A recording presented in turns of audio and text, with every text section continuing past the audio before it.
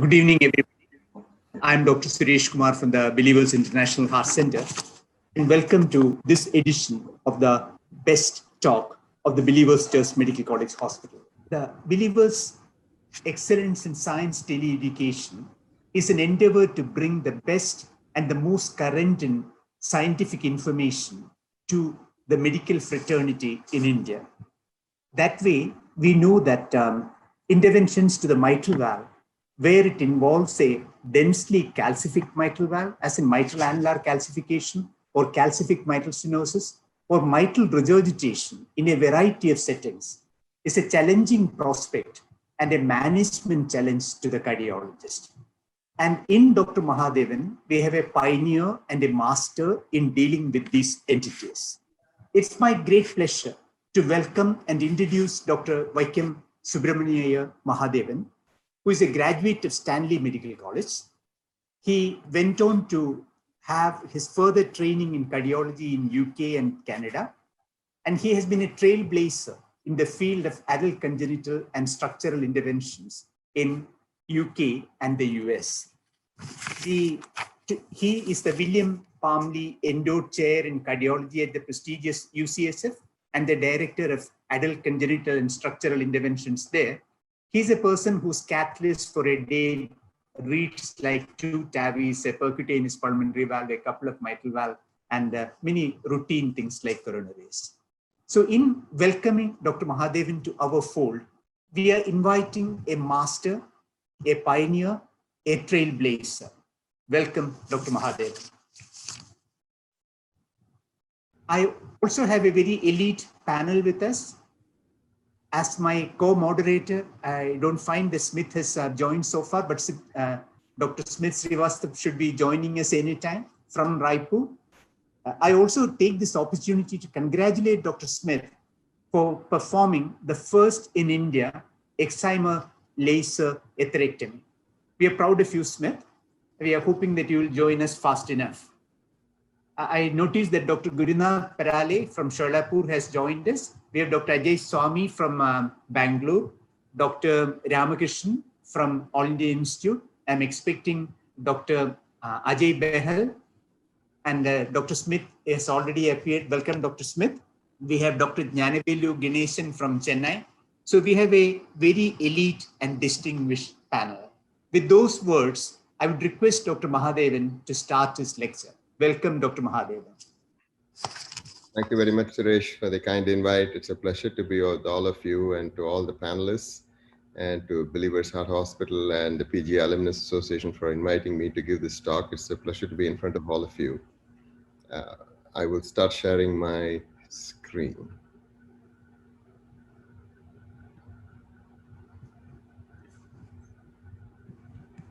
So today my talk will be on transcatheter mitral valve therapies.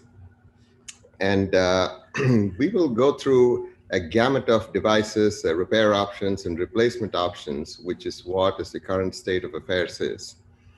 And I will concentrate quite a bit on the MitraClip technology for the simple reason that it's the only approved technology currently in the United States for routine clinical use, although there are a few other technologies which are approved in Europe. And then we'll go on to the replacement technologies and then talk about the newer systems which are coming in place. So what is new in the MitraClip? I mean, this is something we've been doing for nearly a decade now. The new thing in MitraClip is the new G4 system, which is a newer version of the MitraClip, which you can see. And one of the new advantages of this system is an independent leaflet grasp, which previously was not possible. And now what you can do is you can have independent grasp for the anterior leaflet and the posterior leaflet. And then, for example, you can grasp the anterior leaflet and swing around and grab the posterior leaflet and then, deploy the device. So essentially allowing you more flexibility in this device use. So this is the overview of the clip arms. What we had was the G4 NT, and we have the G4 NTW now, which is the wide clip. So that is to change the clip itself apart from the delivery system. And what you also have now the XTW, which is probably the most widely used clip, now in the Western world. So, and the grasping width, as you can see, is much higher with this clip, at 22 millimeters. And the clip width is 25 millimeters, which is higher than the old basic version of the clips. The arm width is where the wider portion comes, and it goes up to 6 millimeters with the wide clip, and also goes 6 millimeters with the XTW clip. And the coaptation length, which had previously been 9 millimeters, now can go up to 12 millimeters. So essentially what you have is a bigger and broader clip. And what we have found is, in many situations where there is a lot of, tethered leaflets or grasp is difficult, then this is being increasingly used for that purpose. So this provides, as this kind of slide shows, this provides more sizes and more options for using this device. This was the EXPAND trial of the G4 study arm of the registry of looking at 101 consecutive patients who received the MitraClip G4 at 14 sites. And the key outcome measures were the usual MR severity, major adverse events, quality of life. And essentially, implant success rate was around 99% in this study, and procedural success around 99%, which is pretty remarkable for, if you consider 10 years ago, this device had just appeared in the market and implantation was quite a challenge. Device time was 39 minutes median, which is pretty impressive because when MitraClip technology originally came on, implant times were up to 3 hours and 4 hours, which has completely changed, in recent times. Fluoroscopy time was 16 minutes. Procedure time overall was about an hour and a half at the most, and patients stayed in hospital for 3 days, although our standard practice now is discharge on same day. So as you can see, this is a procedure we've done with an XTW clip not so long ago in my institution. As you can see, there is a severe mitral regurgitation. There's a very eccentric, jet going there, hugging the posterior wall. There's a further second jet here. And as you can see, the posterior leaflet is somewhat, restricted. So this is a usual technique we do, doing the transeptal. It's done under full echo guidance. We've done some of these cases under ICE too, although that is not routine practice. And we usually aim for about a 4.5 centimeter distance from the mitral annulus. The puncture is usually inferior and posterior. And then as you can see, in this case, we have the wide clip, being deployed here. And as you can see, the clip arms are open and the grasp is, far more easier compared to what the conventional clips would be.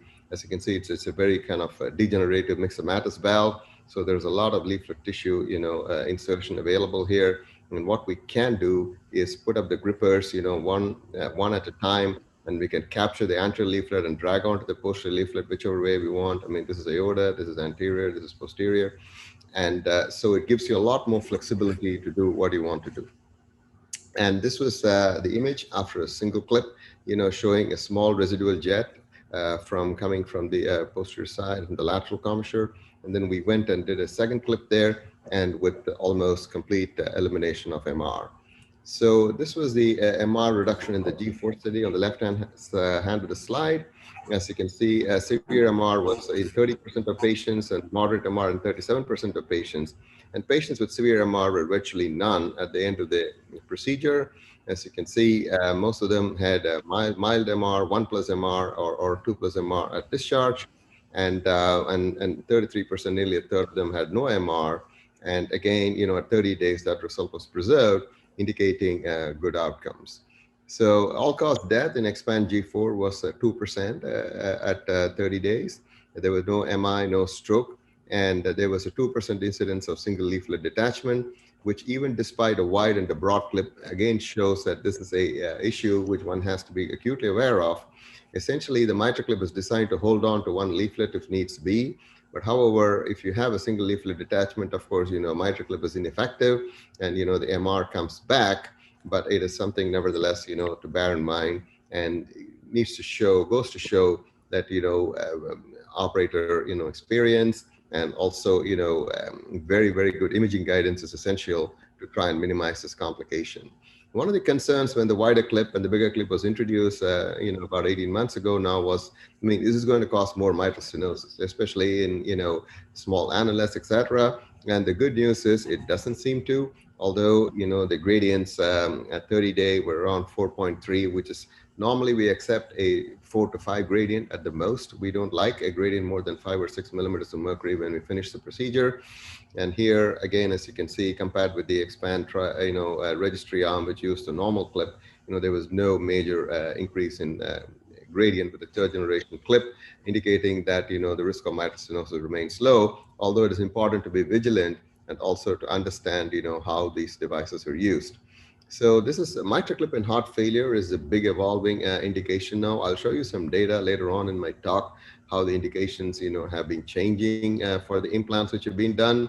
As you can see, this is one of our own patients where there is a severe LV dilatation and EF around the range of 20 to 25%, severe MR by color jet Doppler here. And here we actually were able to fix this with a single clip. As you can see, very restricted posterior leaflet, but still we were able to get a very good result with significant reduction in MR. So the data for this, as some of you will be aware, came from the COAP trial, which looked at a 3-year outcome of transcatheter mitral valve with heart failure and secondary mitral regurgitation. So essentially, symptomatic patients with heart failure, severe secondary MR, improved survival at 2 years, reduced hospitalizations, and improved quality of life as compared to good goal-directed medical therapy. And so the idea was to randomize them to either good goal-directed medical therapy or MitraClip, as you know, and there were 312 patients in the MitraClip plus goal-directed medical therapy arm and 302 patients on medical therapy alone. And there was a crossover not allowed before 24 months, but after 24 months, MitraClip crossover was allowed. And in the end, a total of 18.6% of patients ended up with crossover. And these are the outcome curves, as you can see. I mean, in MitraClip, certainly the curves start diverging even within 1 month. And, this is MitraClip plus this is goal-directed medical therapy alone. And this is MitraClip with medical therapy. As you can see, this is the primary effectiveness, heart failure hospitalization. And as you can see, the curves diverge very early on.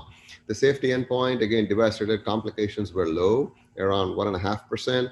Device embolization was very low. There was only 1 case. Endocarditis was low. Mitral stenosis needing surgery was again very low. So this kind of indicates that, in the medium term at least, these patients do have excellent outcomes with this technology for heart failure. This was all-cause mortality and hospitalization, including the crossover group. And again, you see with the crossover group, which is the green line at the bottom, the event rate was still lower compared to the higher event rate. But overall, one thing I would also tell, make people ponder is, look, these event rates, even they're kind of better with the clip. I mean, overall, these event rates are very high, which goes to show that, advanced heart failure is still a very serious disease.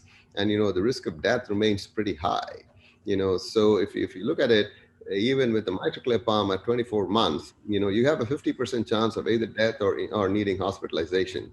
So this is something we don't quite appreciate. I think this is where it indicates we need to work very closely with our heart failure colleagues to make sure that, patients get appropriate therapy. So this was the incidence of LVAD or heart transplantation in this population subset, and there's around 11% in the goal-directed medical arm and 7.3% in the MitraClip arm.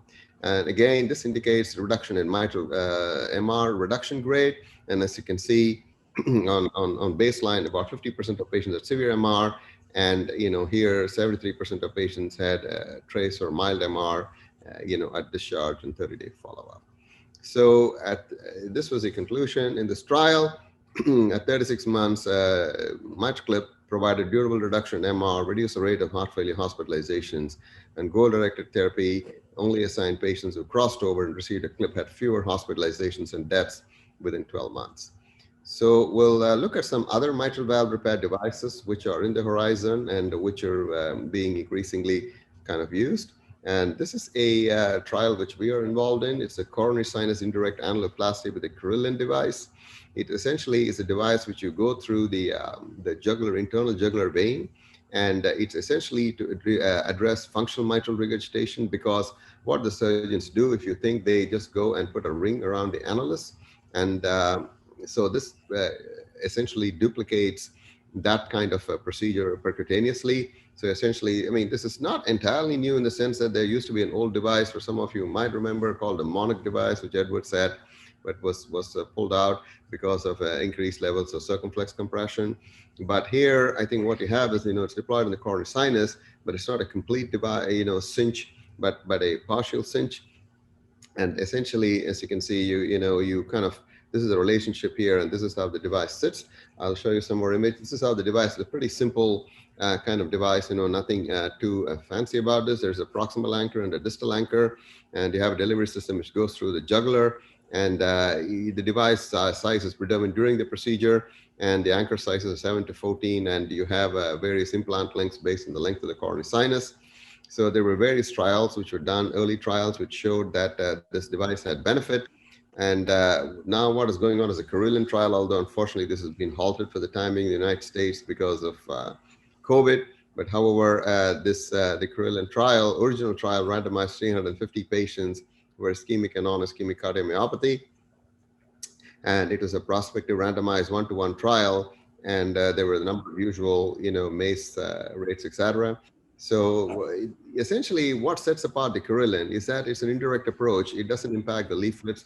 There's no transseptal puncture. You don't need a GA. You do this procedure with, even some people even do the transthoracic echo. I mean, if you want to give, ice, that is an option. And there is no low limit on the LVEF. It does not require aggressive up-titration of goal direct medical therapy. And this is a key inclusion criteria of the ongoing US trial. You need at least 2+ MR or more, EF less than 50%, and LV and systolic dimension of less than 70 millimeters. So essentially, apart from the extreme heart failure patients, it virtually takes in everyone. And you should be at least on an ACE inhibitor for 3 months, which I think is a pretty reasonable ask, and a beta blocker. And key exclusion criteria is if you have major heart failure hospitalization within 30 days, then that excludes you. Or if you have a mechanical or bioprosthetic mitral valve, it's an exclusion. As you can see, this is what we do. We do a coronary sinus venogram and then assess the site for the proximal anchor and the distal anchor. And then what we do is deploy the distal anchor first, sorry, the proximal anchor first, and hold it here. And at this point, you can still recapture the device, take it out and walk away. And then what you do is you deploy the distal anchor. And then once you feel the device is stable, at this point, you can release the device. And you can actually, until the point of deployment of the distal anchor, you can tighten the device based on your echo findings to try and get maybe to an MR level of 1+. What you don't want to do is tighten it too much, but I mean, so when you have trace to mild MR, that's the time to stop and let the device go. This is the other device from Edwards, which is again in US trials and has been used in Europe too, as a Pascal. Essentially, this is a different concept in that it has a central spacer to reduce the mitral regurgitation depth. It's got this broad paddles arms which capture the leaflets. Again, you can capture these independently on both sides. And as you can see, that is an echo of a mitral valve. And this is how, this device looks, sitting after post-implant. And essentially, as you can see, that's the animation of it. I mean, you go and essentially you have the spacer in between. The mitral clip just has these two arms, but here you have something to fill in the gap if for broad jets to try and reduce the MR. As you can see, this very much looks like, like the mitral clip, except for it's a broader device. And again, it creates a 2-orifice mitral valve like the surgical alveolar repair. It's a 22 French guide system, and you can maneuver the catheter in 3 independent planes, and it allows for predictable positioning. This was the 6 and 1 year outcomes for the CLASP study, which was originally done to prove efficacy of the device. Essentially, it was used in patients with more than 3+ MR, valve area of less than 4, and LEF less than 20, more than 20. And mean age was 76 years, and for FMR was 73, and DMR was 81. And again, 100% of patients had severe mitral regurgitation. And essentially, cardiovascular mortality at 30 days was around 1%, which is pretty impressive. And there's overall 92% survival, 88% freedom from hospitalization 1 year. Again, indicating, in the right population subset group, these devices work well. Again, it also shows that there was sustained MR reduction at 1 year, namely functional mitral, both in functional and degenerative mitral regurgitation, indicating that these devices, do have a durability, at least in the short term. I will just show you what is the state of affairs from the TVT registry. This is kind of data which was published not so long ago, maybe about 2-3 months ago, with regards to the mitral repair update, which is MitraClip is the currently only technology allowed in the US. As you can see, we've seen this, very significant climb in MitraClip procedures in the United States. And there are now 380 sites for 350 million population doing about 10,000 clips. And I mean, this was a 2020 quarter. I mean, the 2021, data will come out later this year. And as you can see, already in the first quarter, they've done 2010, although it'll be interesting to see. COVID is stuck at this point, whether it's going to show an increase, but I suspect it's going to show a plateau rather than an increase in these procedures. So you could argue for a 300 million population subset, around 10,000 clips are performed. So in India, if you were have to have this program and the same indications are used and the same level of, implant, penetration is there, you would say in India would do somewhere around 30,000, 40,000 clips a year, which is a pretty remarkable number if one considers that. So the median age for leaflet clip is dropped, slowly from 82 to 79. So we're doing it more younger and younger patients. And this was the NYHA classification in that patient subgroup, which was around 62% were all class 3 patients. So essentially it's mostly done in class 3 and some class 4 patients. And as you can see, a significant number of them went to class 1 and class 2 post-procedure at 30 days. So this slide is also makes some interesting reading. And as you can see, when we started off until 29, this time when COAPT kind of got published, until then, most of the indications were degenerative mitral regurgitation, although there was some functional mitral regurgitation being done. But as you can see in this year, only about 2/3 of these are now for degenerative mitral disease, and about nearly a quarter of these are for functional mitral regurgitation. So essentially what we are seeing is a change in pattern of device use in these patients. This is leaflet clip mortality at hospital in 30 days. And as you can see, the acute mortality still continues to be low, thankfully around 2%. But however, the 30-day mortality is consistent. As you can see, it hasn't dropped. I mean, 4%, 5%. It's so essentially this, I would say, this is not procedure related mostly, but kind of the aftermath of the procedure. So it does continue to be fairly, significant, but not very high. And the 1-year mortality, unfortunately, continues to be somewhere around the 20%, again, indicating we have not mastered the long-term management of these patients. We do the clip and they feel better and they get a better quality of life, but still we are still yet to make a huge impact on mortality with these techniques, which probably may require other options too. And one of the things which before COVID hit, for the Carilion trial, one of the options was to consider using a Carilion on MitraClip in patients who've already had a MitraClip to reduce MR further. So those are the type of, I think what we will see is an evolution in the use of these devices and the choice and use of these devices. So you guys can all hear me good, yeah? So I will move on to transcatheter mitral valve replacement now technologies, and briefly touch upon some of the newer technology which is coming up. None of these are licensed for any regular use in the United States at the present time. They're all for off-label or part of a device study use. So this space is filled very very much by what you see in the slide. I mean, there are a number of these devices that come and gone. Some of them are, in trials. So it's a very interesting space for one to understand. And I mean, when I did the first in human native mitral with the SAPIEN off-label in 2013, we published in Circ. I never quite thought, whether this might even catch on. That was done as a kind of last-ditch attempt in a patient who had no other options. But I won't get into a whole deal about the off-label use of the SAPIEN in the MAC population and the valve and valve and ring, which is kind of reasonably well established.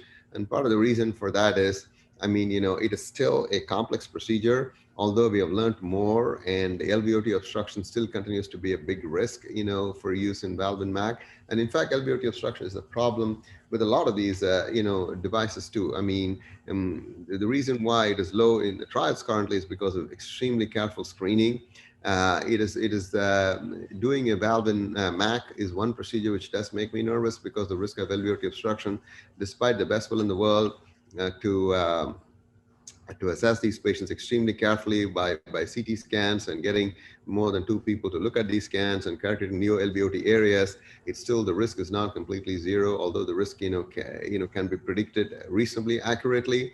And we do various other things, like either doing septal ablation. In fact, I did a septal ablation 2 days ago in a patient as a preparation for transcatheter mitral in a MAC patient, and the other procedure is a potential lampoon procedure where we split the anterior mitral leaflet. So there are a number of techniques which are evolving, but these valves are kind of, what being used now. The one valve which is really kind of got on ahead of most others is the tendyne transapical valve, which essentially contains is a tri-leaflet valve. It's made by Abbott. It's got an apical tether. It is deployed transapically using a 30 French system. It's got a D-shaped outer stent and an inner circular stent and tether. So this was the first study which was done in 100 patients, symptomatic severe mitral regurgitation, who were around 75 years of age, and 70% were male. MR was 89% of them was mixed etiology, and technical success achieved with 96% of patients. Procedural mortality was 0 actually, and need for cardiopulmonary bypass ECMO was 0 too. Discharge MR was grade 1 or lesser, 99%. And all-cause 30-day mortality was 6%, with a need for reintervention around 1%. And so essentially this kind of showed that this device would work well. This is the Kaplan-Meier all-cause mortality for these patients. The estimated mortality, for at 1 year was 27%, and with a median interval of 19.2 to 37. So essentially what we did see, the 2-year mortality rates were around 39%, indicating again the frailty and this high-risk patient population subgroup. And mitral regurgitation reduction was achieved very effectively. And as you can see, more than 93% of patients had sustained MR elimination at 2 years, 100% of 1 year and 2 year survivors MR 1 or less. So essentially, some of these deaths are related probably to non-cardiac causes and also or due to progressive ventricular failure. This is a video of a tendyne valve deployment. So essentially, we got transapical access, and we are part of the US trial for this study too. And essentially, you put a balloon tip catheter initially to gain access so that you avoid all the caudal structures. Then what you're doing is you're taking the transapical system. This is a very much an echo-guided procedure. As you can see, that's a 3D on-FOSS view from the atrial end. And as you can see, the valve flowers, it almost looks like a mushroom, as it comes out. And we're slowly deploying the arms of the device. As you can see, there's an offset on one side. There are various device sizes, which one can choose.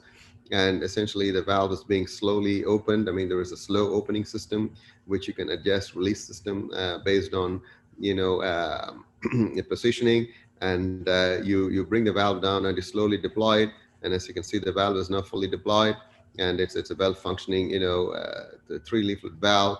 And that is a signed CT image of this, fully deployed valve. And as you can see, that's the left ventricle, the apical tether is there, that's aorta, and that's the left atrium. As you can see, this valve is fairly clear of the LVOT without causing any LVOT obstruction. So this is a SUMMIT trial, which is currently ongoing in the US, which we're part of too. Is a randomization of 382 patients, 1-to-1. And bear in mind, this is not with medical therapy or surgery, it's tendyne to MitraClip. So essentially now we do know that MitraClip effectiveness is so good. And I think that's why I thought it's important to understand the effectiveness of these repair technology, because now we got to a point where we can randomize patients between a transcatheter mitral prosthesis versus the MitraClip. And essentially, this looked at the randomization of 1-to-1 of 382 patients. The non-randomized arm is 313 patients, subjects with valve anatomies who are not amenable to transcatheter repair. And subjects with severe MAC is a 103 patient subset where they have severe mitral stenosis due to MAC or can be mixed MR-MS, and these patients would be eligible too. There are very strict CT screening criteria for the study, and if the risk of LVOT obstruction is deemed to be low, and if it's technically feasible, then patients are included in this trial.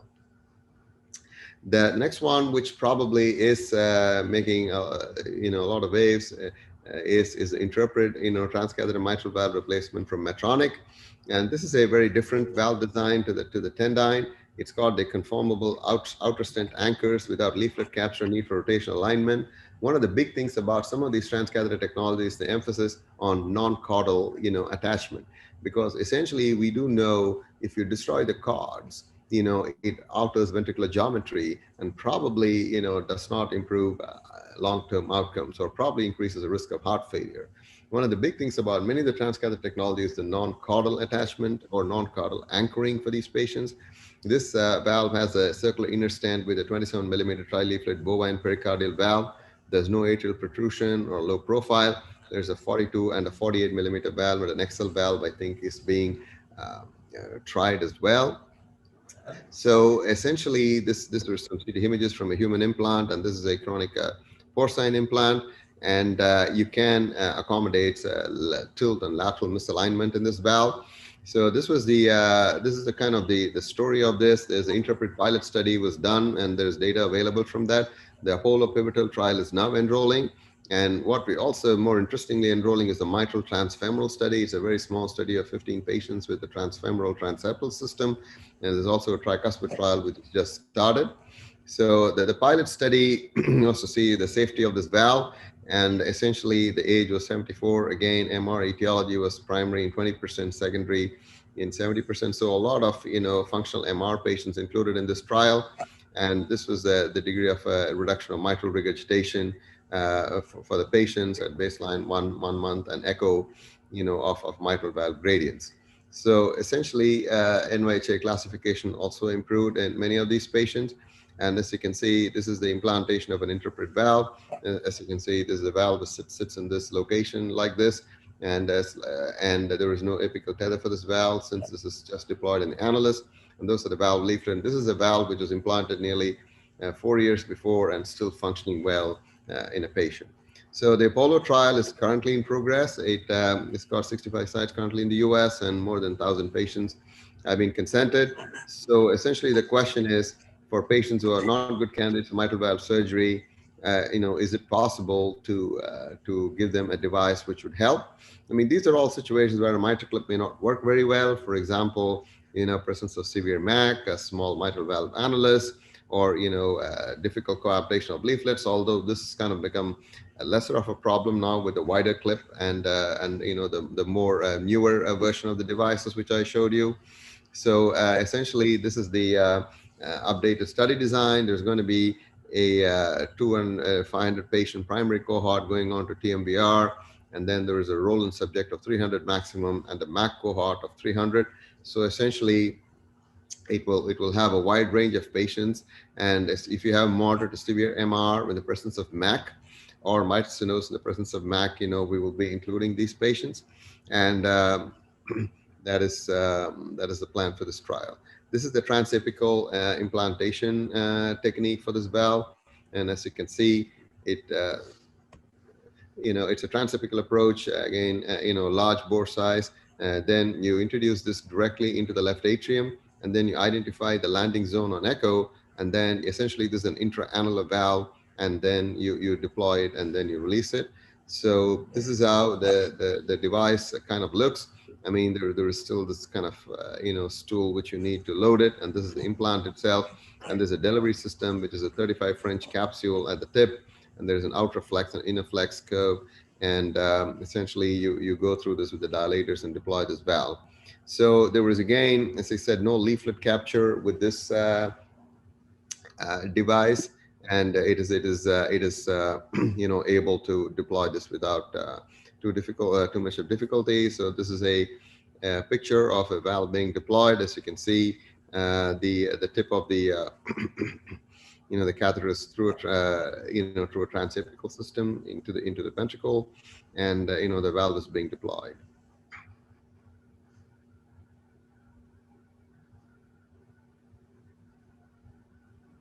Sorry, it's a very slow deployment. It takes a little while.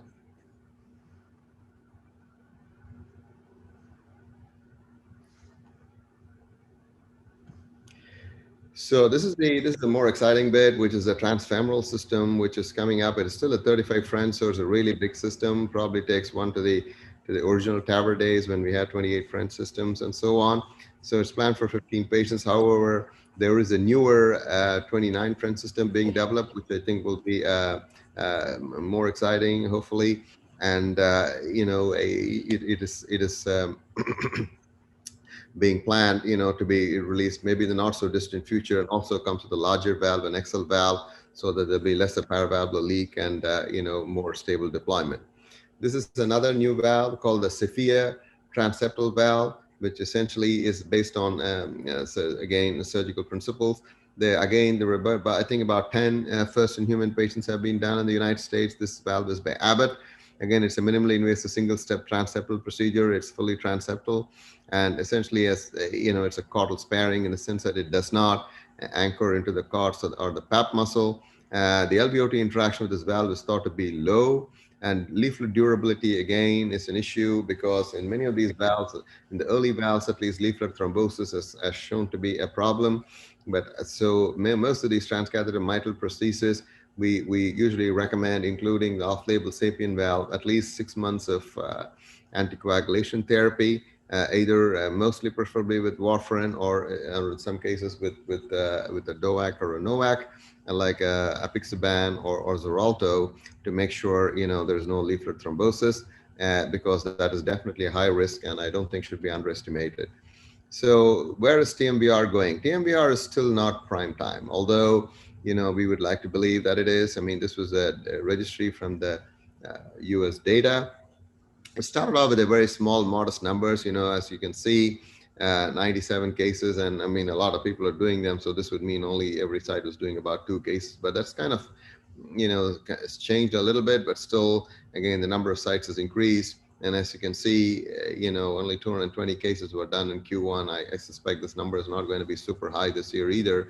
So it's still an overall small number of cases, around 1,000 cases per year. So this kind of also shows that this technology is rapidly developing, but it's not quite prime time, and probably is going to take maybe 3 years or so, in my view, to kind of become routine clinical use or close to routine clinical use. Although Tendyne is now approved in Europe with the CE marking for routine clinical use, and also there are prospect for, I think Neovasc might have received approval too, although not yet in the United States.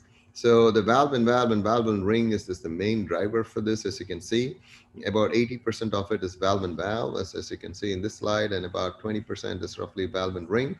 So basically, and if you can see, the difference between the two is a valve and MAC, somewhere around 2%.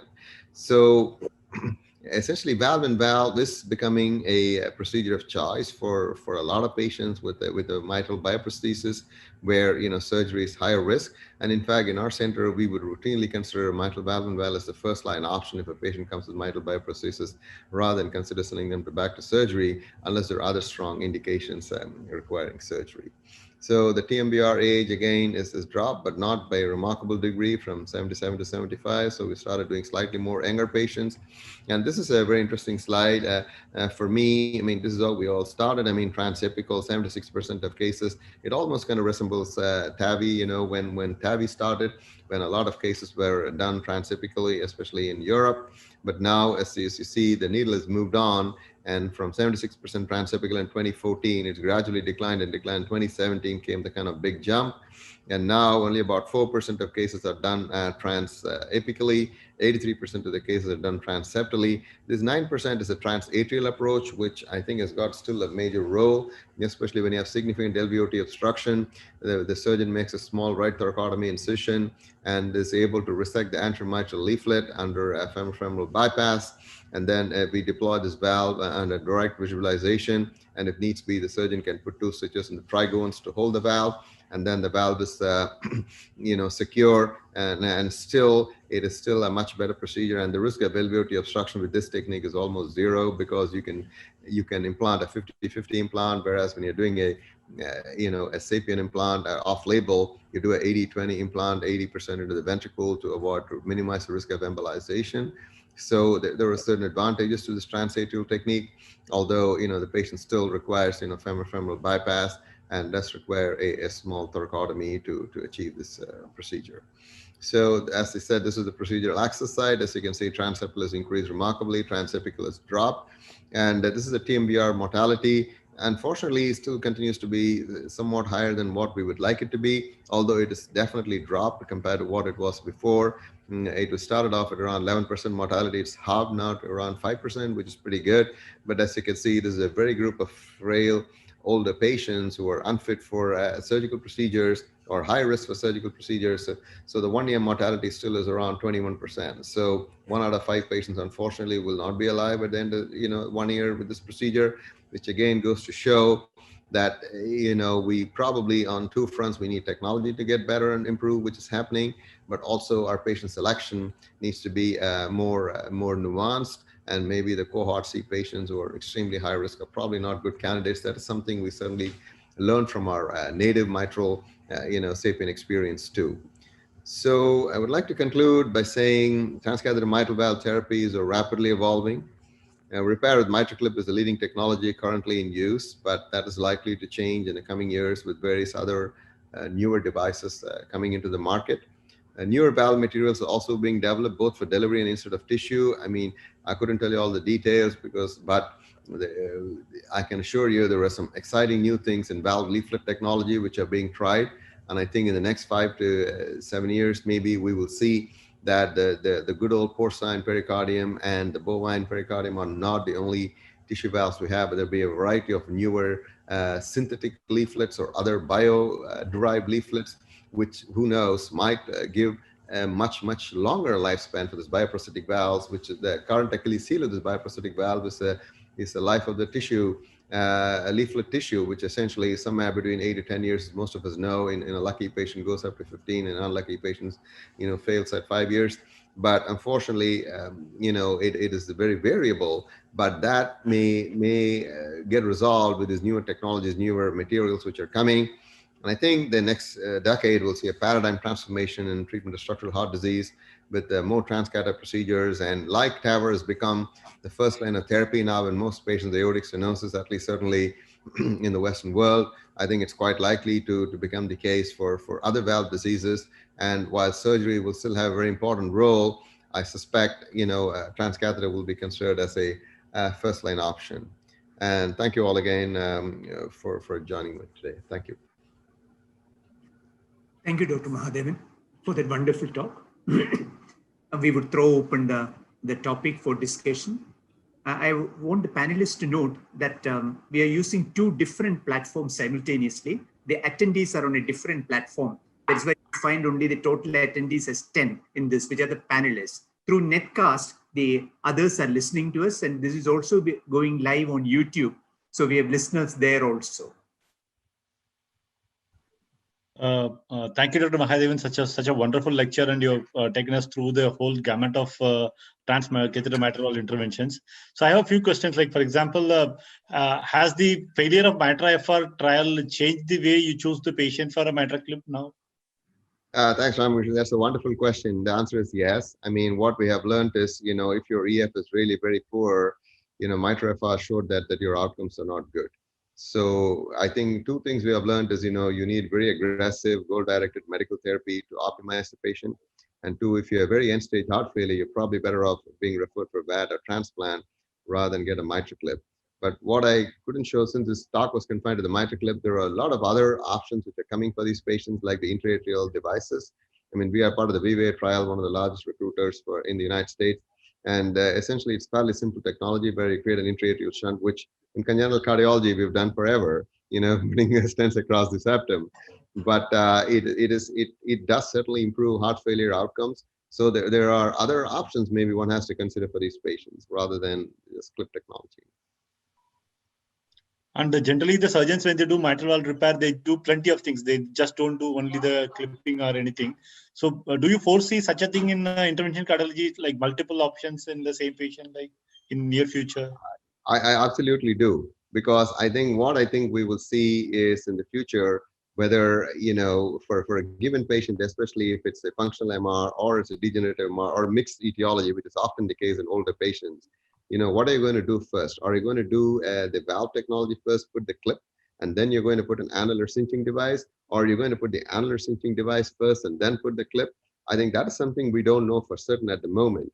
And I'm almost certain when the Carilion trial restarts, etc., we're going to have an arm where we will have a clip plus, an annular cinching device, and that probably is going to tell us the answer to the question, which is the better way to treat this, or which order we should be treating this.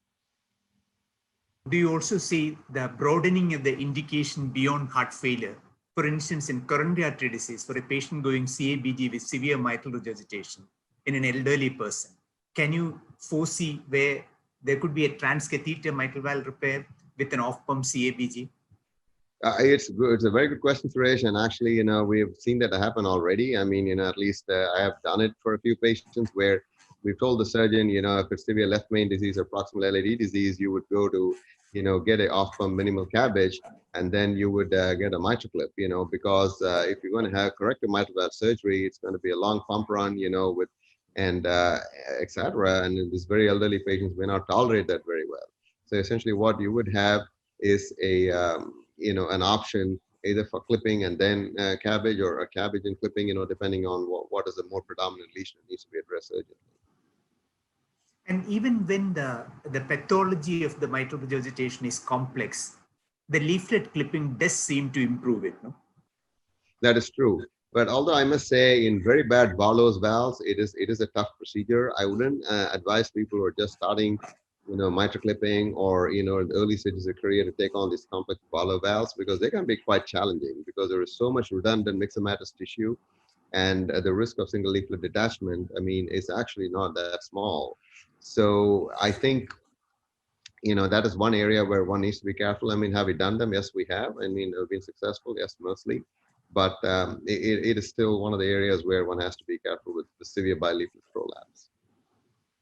And the other area where we would hope it would expand as a pediatric cardiologist is in repairing some complex congenital mitral regurgitations, like in a post-Fontan patient, where today, if there is severe MR in a post-Fontan patient, they are doomed. They should have a transplant, or they then rapidly go downhill. So here, transcatheter mitral valve repair, if it becomes realistic, would be a great progress. I think certainly, it'll be a great option, as you rightly say, in single ventricle patients. And whether we do a transeptal type of procedure by puncturing the baffle and or the gland and getting through that, or we go a transapical path, is something to be determined, I think. But currently, I would say a transapical requires more elegectomies, for the simple reason, the systems are all big, and with a 35 French system. So essentially, I think it is my take on it is, at least I think it's a matter of time before that will happen, and then we'll see there will be an explosion in that area.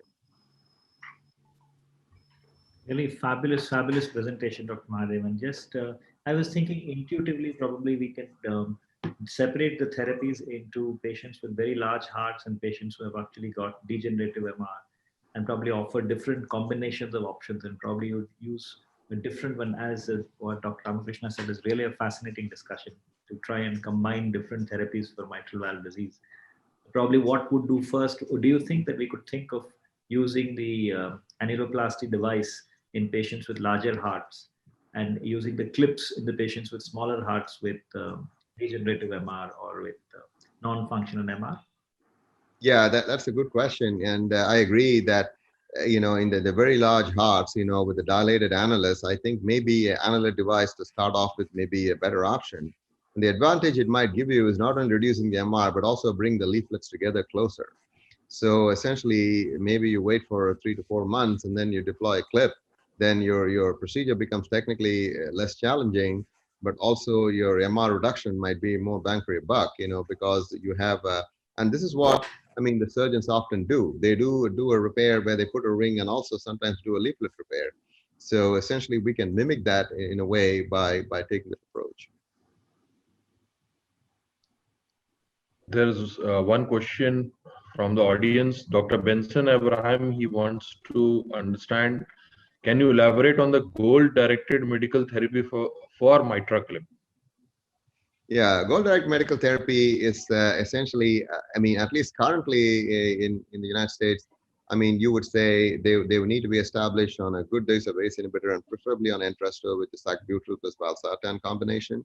we would almost certainly, recommend that for most patients, because we do know they do much better with that, and try and get them, to a level where functionally they are reasonably good.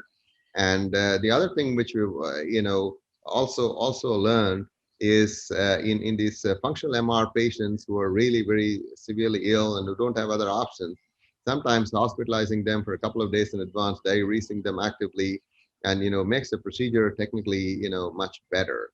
So and of course, then the other option is to consider biventricular pacing in appropriate patients, and ICD implant if required. I mean, biventricular ICD devices are not a major impediment for us to do clip. I mean, they can be a bit of a nuisance when you're doing a transeptal, but more than that, I mean, it's not a major issue. We've done a number of patients with ICD, and it's usually quite doable. So I think those are the kind of the three main areas I would look at. Sacubitril valsartan, Entresto, plus use of beta blocker, and use of plus or minus CRTD would be the three major areas I would think where one would need to concentrate on. Just a Another question, important- Dr. Mahadevan, can I ask a question? Dr. Parale, Yeah. Can I ask a question? please. Yeah, sure, please do. Yeah. This is just now, see, as in India, and we are dealing more with the rheumatic valve patients.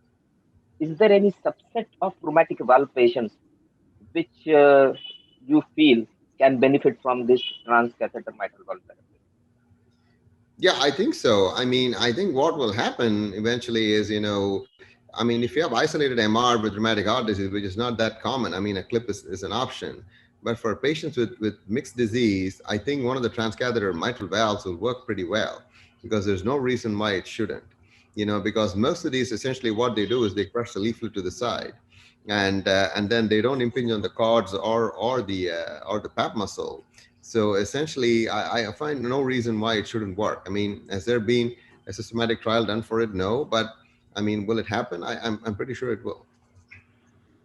So for let's say a 60-year-old woman with comorbidity and rheumatic mitral stenosis and mitral regurgitation, perhaps a transcatheter mitral valve will emerge as an option? I think so, because especially if you have moderate to severe pulmonary hypertension, I don't see why. I mean, if you have a good transeptal option, you would go transeptal, deploy the valve, and then depending on how the PA pressures are and how the shunt is, you would decide whether you want to put a device and close the ASD. I mean, it is something we don't do routinely all the time, but I mean, in some selective cases, we have gone ahead and closed the ASD, post-procedure, where we think, there is probably bidirectional shunting, and where we feel, closing the ASD would be useful. But it's a kind of an individualized clinical decision-making process rather than, any prescriptive process. But by and large, we don't close most ASDs, because you find they all come back for follow-up echoes at 1 month or 6 weeks, and usually the ASD is gone by then. It's not open. What is the challenge of doing these therapies in the rheumatic valve disease? Small annulus, the fibrosis. What's the challenge?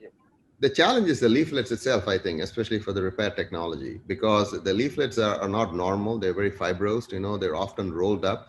And it's the same question I get asked. It's funny, in the other side, in carcinoid heart disease and tricuspid, because we've done a number of pulmonics in that situation with carcinoid heart. I mean, we have one of the US biggest, carcinoid centers. And, I never thought there was so much carcinoid disease till, I started getting all these referrals.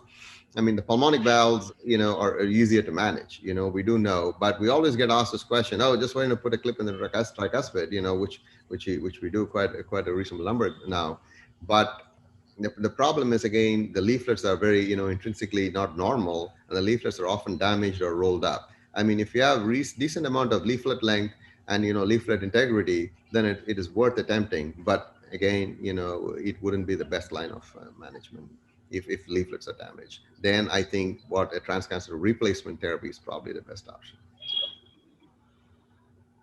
Yeah, I think surgical experience also with mitral valve repair and rheumatic mitral valve is not brilliant, actually. So probably that is a clue. Yeah. I see a question here from Dr. John Valiat asking whether you're seeing transcatheter caudal replacement. Yes, there is. And I mean, there is a replay study which is starting. I mean, I'm co-PI with that with one of our cardiac surgeons. It is not full catheter, but it's a kind of, hybrid type of procedure where the surgeon does almost inject a neocord, if I would say. There's also the neocord device, which is being trialed. So I think there are a lot of newer cord options, which are coming into play. And I think even what I think we will see, and I've also seen a few of them fail. I mean, so people, this neocord who have been done and come back. So I think we are again learning, where this is going. But I think what you may find in the future is even when the patient, I mean, virtually most first-time mitral surgeries now in the West are done as minimally invasive surgeries. I mean, they're done through a thoracotomy with femoral bypass without open sternotomy. So essentially what you will find is that's a way maybe forward where you will have a neocord, being virtually injected or, implanted by the transcatheter device. And then, but there are total, transcatheter neocord devices too. But at the moment, at least in my kind of understanding, and what I've seen, they're quite cumbersome devices, but that's not to say in the future that technology will not get better. Probably the most important question that comes across has been raised by Dr. Benson Abraham again, that 1-year mortality in spite of MitraClip has not changed. So how do we substantiate benefits of MitraClip versus medical management? Well, at this point of time, I mean, yeah, that is true. Although if you look at the alternative with the, goal direct medical therapy alone, the mortality is almost twice. So are you saving lives? Yes, you're saving lives. But are we saving lives aggressively enough? No, we're not. So that kind of leads us to the question, should we be doing more? At least in my experience, a lot of these COAP type of patients, you put a clip in, they usually do pretty well for 12 to 18 months before they start getting more MR again. So this is where I think I would say, is it the time for us to consider maybe doing an annular device at that point, to try and help them along by more time? And I think that's what I think the next data set was going to show us, what is the next step in trying to reduce this mortality. Another question is, what has happened to the trials that or the modalities that involved radio frequency or ultrasound application and modification of the annulus? I haven't seen any of them take off big time. I mean, the only radio frequency type of thing, I mean, for the aortic valve, some has been tried for calcific aortic stenosis as either a lithotripsy type of thing, which is for decalcification of the aortic valve. But again, it has not become really mainstream. There have been small trials done in that. So there is not a great amount of stuff which is going on as far as I know in that area. There's also a question as to whether any of these devices are available in India, and has there been any Indian experience on mitral valve procedures? Yeah, the MitraClip technology is available in India. I mean, it's pretty expensive, but it's available for, if people need to use it. And with regards to other devices, I mean, there have been some implants of the SAPIEN valve in off-label indication in MAC, and also the Brazilian valve, I think, if I'm right, yes, which is being used in some instances as off-label, although I guess it's not being used that much these days. So, but there has been no systematic data collection or, a randomized trial to show whether any of these things were effective. And we do know from the two big publications I was involved in, for the native MAC, disease, both, the acute follow-up and the 1-year follow-up, the LVOT obstruction runs somewhere between 8 to 10%. And the 1-year mortality again runs somewhere between around 22%. So I can't imagine that any of the other devices have a major different outcome to that. But I think a part of the problem which we need to solve in the mitral space is the risk of LVOT obstruction. I mean, it is low in the trials because, we are very careful with the case selection. And that's true in real life too. We've learned a lot of lessons, and we don't choose these, very narrow LVOTs. I mean, for example, if the aortomitral angle is less than 100 degrees, we do know it is a problem. And the big thing we calculate now is the neo LVOT area, where we essentially, what we do is get a CT scan and we virtually implant a valve, whether it's a SAPIEN or whatever valve it is, and see what the neo LVOT comes out as. I mean, I would have a minimum cutoff of maybe at least 180 square centimeter, millimeters, or at least 200. Anything less than that, you're really asking for trouble. I mean, we used to say 150 before, but we know now somewhere between 180 to 200. If it's more than 200 or 250, you're usually fairly clear, you're highly unlikely to cause LVOT obstruction. But anything lesser than that, you should consider one or two strategies. Either go a transatrial approach with anterior leaflet resection and implantation of the of a valve, which decreases the risk. Or alternatively, you would go and do an all-cause septal ablation, preemptively, and repeat the CT scan after a number of weeks, and then try implanting the valve again. So what is your experience with ischemic MR, and how fast can we plan for a mitral clip in an ischemic MR? Ischemic MR mitral clip can be done at any time. I mean, if it's more than grade 3 plus MR, I mean, if it's severe MR, then it can be done anytime. As long, and the only recommendation I would say is, as long as the patient is on good goal-directed medical therapy, i.e., at least on Entresto or a good dose of ACE inhibitor and beta blocker, and if they need a CRT, if they got like a pure left bundle, which is wide, then a CRTD or CRT. I think once that's done, then there is no kind of time frame when it can be done. It can be done straight away. So what are the basic investigations to be done prior to plan for a mitral clip? Like for an TAVR, we plan for a CT. Like that, what are any basic investigations we should plan prior to a mitral clip, anything like that?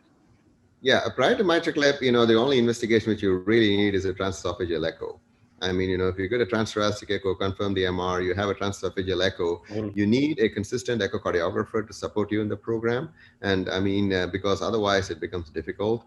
I mean, what you essentially want is, you just want them to see the mechanism of MR, where it's coming from, because if it's very commissural, you're not going to get success with the clip. I mean, that is rare. Most MR is central, whether it's degenerative, it's mostly A2P2. I mean, or if you could go to the medial side of A2P2 or, edging onto A3P3 or A1P1, you can still do it and get good degree of success. And then there's also good, it's important to kind of review the echo with your echo person and make sure, come up with a plan. I mean, am I going for a 1-clip strategy? I'm going for a 2-clip strategy. What am I going to do?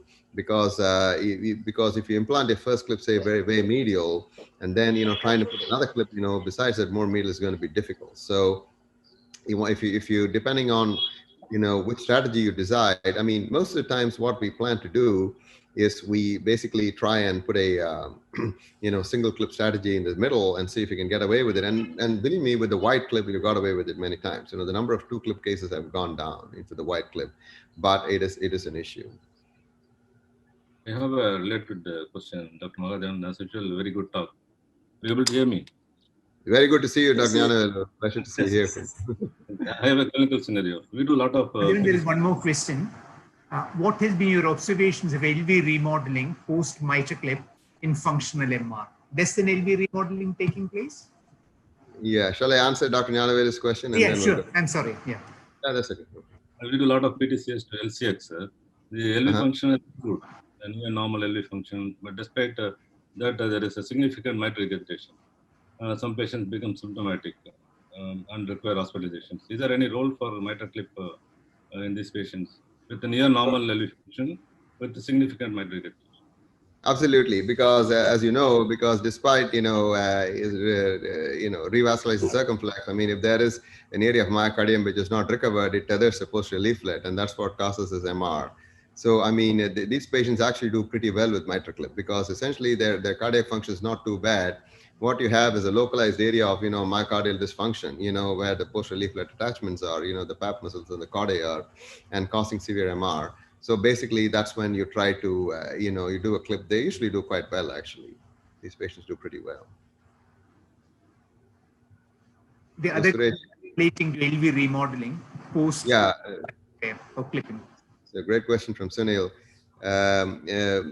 Essentially, LV remodeling is something we have seen to a mild to moderate extent, but at least in my experience, I have not seen a huge amount of LV remodeling. And I don't know exactly why, but most of these kind of heart failure patients, what does happen is there is a degree of LV shrinkage, post-procedure, not a huge amount. And then in about 12 to 18 months, you find the LV starts dilating again or the annulus starts dilating again. So do we possibly remodel it in a big way? I don't think so. Do we slow down negative remodeling? I think we do. Did you say that there is an initial remodeling and then it is lost later? You do see when you see the echo, you do see there's probably some decrease in LV volumes. It doesn't look quite as big. But at least in my experience, it's not being sustained, maybe in 3 years or 5 years. I mean, we don't have that much data, but it's probably sustained for at least 1 year or 18 months.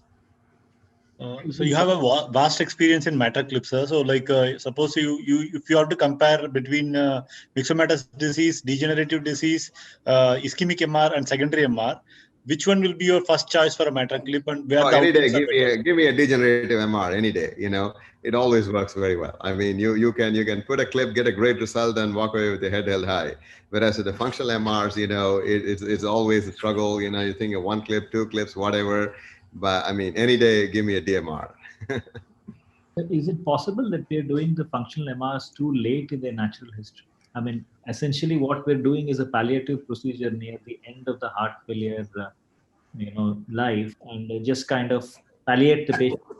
Suppose we did it a little early, is it possible that we'll be changing the natural history? Maybe a combination of a BNP or some way of looking at the fibrosis in the LV, so that we can time the procedure. It's a very good question. I mean, you know, but at the current time, you know, unfortunately, most of the studies and all the licensing is for only severe MR. I mean, I think eventually those trials will start coming.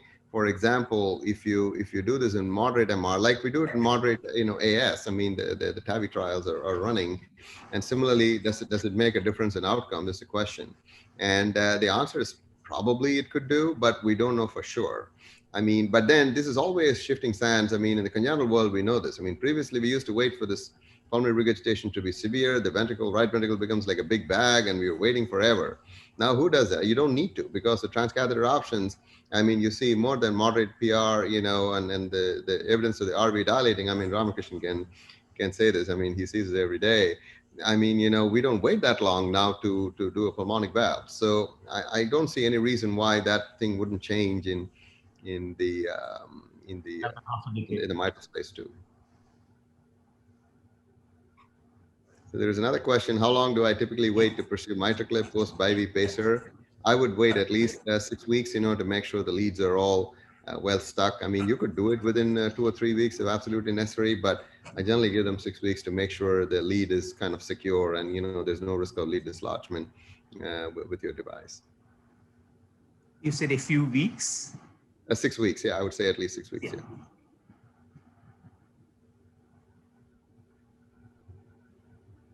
Well, if there is no other question, I think we'll need to wind up. All good things should come to an end, and so should this discussion and Dr. Mahadevan's talk. It was a wonderful experience. I thank Dr. Smith for allowing us to share the platform with the PGA Cardiology Alumni Association. I did it deliberately with the idea that a talk of this caliber should reach out to core cardiologists across the country. And I think we have got listeners, not only panelists, from all over the country. And I know that if you have listened to from outside India as well. So thank you, Dr. Mahadevan. It was a wonderful experience. We look forward to having you both with PGI and with Believers in future also. Thank you very much, Suresh. And thank you, Dr. Srivatsava and the entire panel team. It's been a pleasure to be with you guys, and have a great evening. Thank you. Thank you. Take care. Bye. Bye.